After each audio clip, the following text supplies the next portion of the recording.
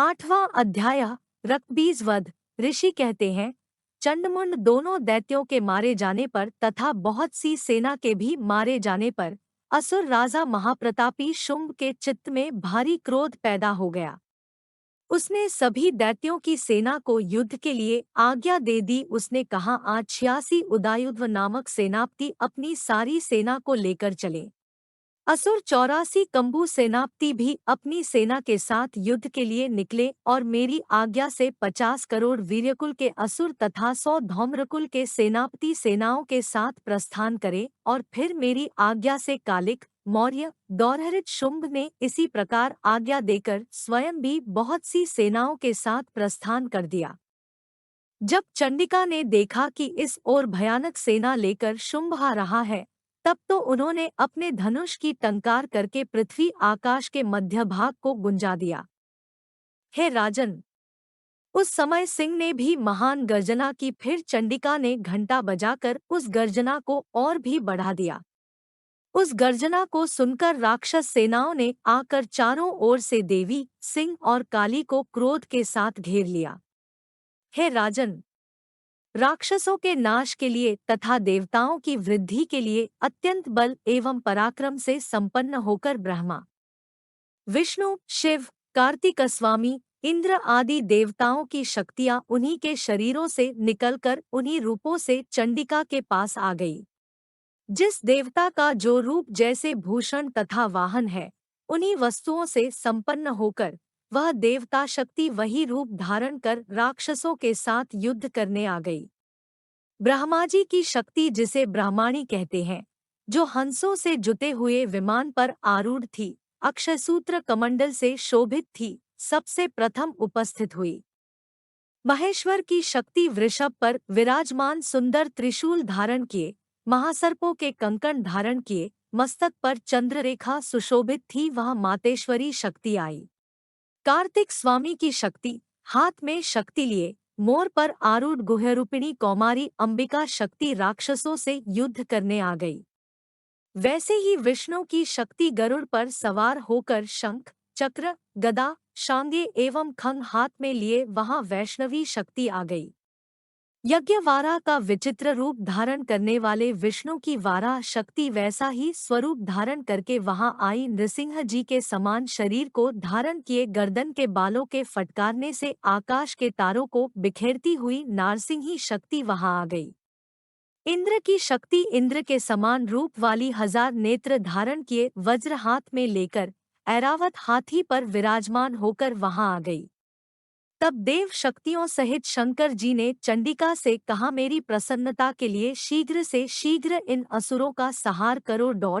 इतना कहते ही देवी के शरीर से अत्यंत भयानक सैकड़ों गीदड़ियों की भांति हुहू करती हुई बड़ी चंडिका शक्ति प्रकट हो गई। तब उस अपराजिता देवी ने धूम्ररंग जैसे जटा वाले शंकर से कहा, भगवन, आप दूत बनकर शुंभ निशुंभ के पास जाकर उन महाअभिमानी शुंभ निशुंभ राक्षसों को तथा युद्ध में आए हुए दूसरे राक्षसों को भी कहें कि हे राक्षसों, यदि तुम लोग जीना चाहते हो तो त्रिलोकी का राज्य इंद्र को दो, देवताओं माता को यज्ञ का भाग दो और तुम लोग पाताल में चले जाओ। यदि तुम्हें कुछ बल का अभिमान हो और युद्ध की अभिलाषा हो तो जाओ, ताकि तुम्हारे मांस से मेरी योगिनियां तृप्त हो जाएं।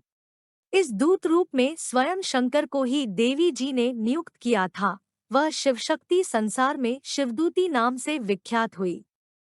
जब शिव द्वारा कथित देवी जी के वचन उन महासुरों ने सुने तो बड़े क्रोध में आ गए और जहाँ कात्यायनी देवी उपस्थित थी उस ओर बढ़ने लगे। वहां कुपित होकर उन देवशत्रुओं ने बाण, शक्ति, रिष्टि आदि आयुधों से देवी छोड़कर देवी जी ने खेल ही खेल में उनके फेंके हुए बाण, शूल, शक्ति, परशु आदि शस्त्रों को काट दिया। फिर काली भी उनके सामने होकर शत्रुओं को शूल के प्रहारों से चीरती फाड़ती, खटवांग से कुचलती मारती विचरण करने लगी। इधर ब्राह्मणी शक्ति भी जिस ओर दौड़ती उसी ओर अपने कमंडल का जल छिड़क देती, जिससे शत्रुओं का पराक्रम एवं तेज नष्ट हो जाता। माहेश्वरी शक्ति ने त्रिशूल द्वारा, वैष्णवी शक्ति ने चक्र द्वारा और कौमारी शक्ति ने शक्ति द्वारा उन राक्षसों को मारना आरंभ कर दिया। ऐन्द्री देवी के वज्र गिराने से सैकड़ों राक्षस विदीर्ण होकर रुधिर के पतनाले बहाते हुए पृथ्वी पर गिरने लगे। वाराही देवी ने तो कुछ एक को तुंड प्रहार से मार डाला, कितने राक्षसों की छातियां अपनी दाढ़ों के अग्रभाग से चीर डाली। वारा मूर्ति ने चक्र द्वारा बहुत से राक्षस चीर फाड़ डाले। कितने महादैत्यों को नारसिंही शक्ति अपने नखों से विदीर्ण करके भस्म करने लगी। कितने दैत्य शिवदूती के कठोर अट्टहास से भयभीत होकर पृथ्वी पर गिरने लगे, फिर उन्हें वह खाती गई। इस प्रकार अत्यंत क्रोधित होकर अनेक उपायों द्वारा बड़े बड़े राक्षसों को मारते हुए मातृगण को देखकर देवशत्रुओं के सैनिक भागने लगे। उन राक्षसों को मातृगण से पीड़ित होकर भागते हुए देखकर क्रुद्ध महासुर रक्तबीज युद्ध करने के लिए आ गया। रक्तबीज के वज्रमय शरीर से एक भी रक्त की बूंद जब पृथ्वी पर गिरती तब उसी के समान बलवान दूसरा असुर पैदा हो जाता। उस महासुर ने आकर इंद्र शक्ति ऐन्द्री के साथ युद्ध किया। तब ऐन्द्री शक्ति ने अपने वज्र के द्वारा रक्तबीज की ताड़ना की। वज्र के लगते ही उसके शरीर से बहुत से योद्धा पैदा हो गए, जिनका रूप पराक्रम रक्तबीज के समान था। जितनी भी रक्त की बूंदें शरीर से गिरती थी, उनके उतने ही उसके सदृश बलवीर्य पराक्रमी राक्षस उत्पन्न हो गए। वे रक्त से उत्पन्न हुए राक्षस भी अत्यंत भयानक अस्त्र शस्त्र से सुसज्जित होकर मातृगणों के साथ युद्ध करने लगे। फिर ऐन्द्री ने वज्र से उसका सिर काट डाला, उससे रुधिर बहने लगा। तब हजारों राक्षस उस रक्त से पैदा हो गए। वैष्णवी शक्ति ने चक्र द्वारा उसे मारा। ऐन्द्री ने गदा द्वारा असुरराज की ताड़ना की। वैष्णवी के चक्र से क्षत होने पर उसके शरीर से जो ही रक्तस्राव हुआ, उससे हजारों उसी के समान महासुर पैदा हो गए, जिनसे संपूर्ण संसार भर गया। कौमारी ने शक्ति से उसे मारा। वाराही ने तलवार से, माहेश्वरी ने का त्रिशूल से हनन किया। उस दैत्य ने भी गदा द्वारा सभी मातृगणों को अलग अलग महासुर रक्तबीज मारा। उस समय रक्तबीज बड़े क्रोध में था। शक्तिशूल आदि आयुधों से कई बार विक्षत होने पर उसके शरीर से रक्त प्रवाह के पृथ्वी पर गिरते ही सैकड़ों असुर उत्पन्न हो चुके थे। दैत्य के रक्त से उत्पन्न उन असुरों से सारा जगत व्यापत हो गया।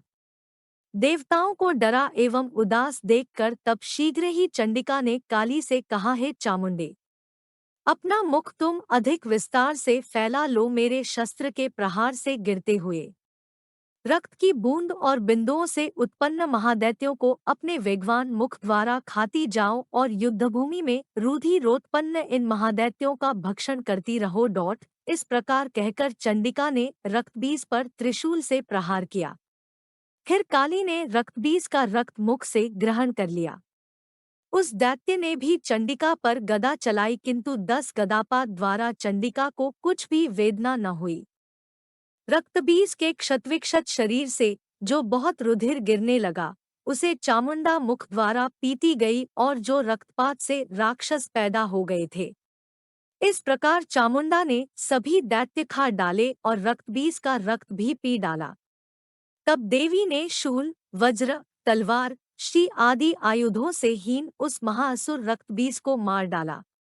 शस्त्र समूहों से आहत होकर वह पृथ्वी पर गिर पड़ा। हे राजन, रक्त तो उसका चामुंडा ने पी ही लिया था।